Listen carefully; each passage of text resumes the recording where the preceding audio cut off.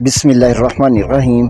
کیا حسد کی کوئی ایسی صورت ہے کہ جو جائز ہو؟ اللہ کے وہ کون کون سے بندے ہیں کہ جن سے رشک کیا جا سکتا ہے؟ ابن مسعود فرماتے ہیں کہ نبی پاک صلی اللہ علیہ وآلہ وسلم نے ارشاد فرمایا کہ رشک حسد صرف دو صورتوں میں جائز ہے۔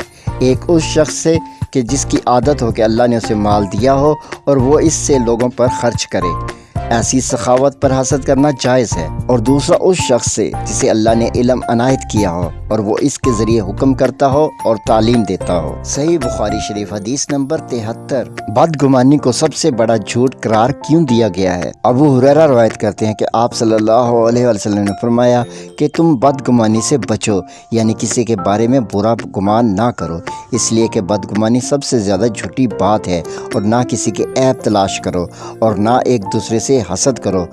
صحیح بخاری شریف حدیث نمبر 6064۔